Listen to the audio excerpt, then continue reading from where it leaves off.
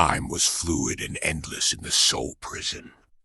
Even as seconds turned into millennia, the souls never changed. They merely wandered the same path toward the light. Like no other of its kind, the light was a living thing, attracting the souls and then feeding on the ones entranced enough to enter. It put out its beacon so that even the souls in the darkest recesses of the prison were compelled to go to it. The reptiloids were unaffected by the light, using its power for their own gains.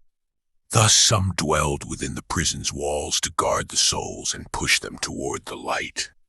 They watched as new souls entered the prison and made their way out into its halls. The souls that first arrived were not the same as the ones that entered the light.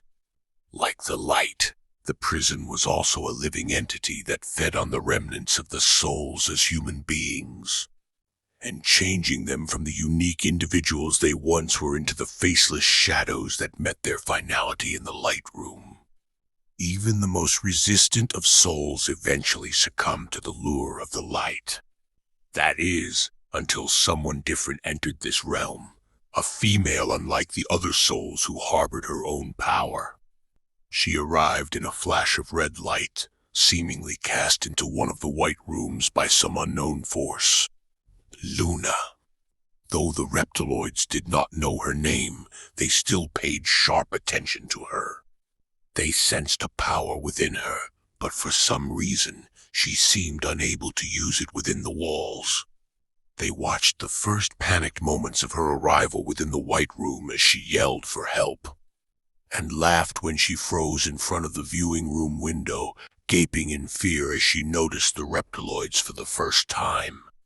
She ran. Finding a door in the white room, she forced it open and bolted into the hall.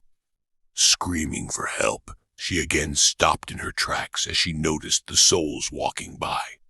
She stared in disbelief. She tried to get the attention of a female soul walking by, but was met with no acknowledgement and no reply.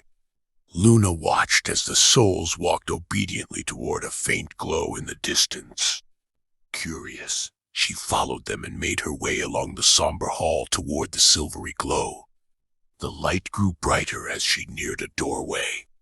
She stopped at the opening and observed a large auditorium.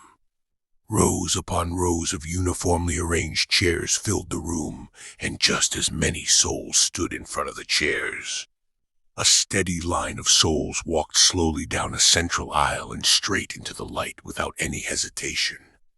The light itself was extraordinary as it filled the room, pulsing with a living strength and power.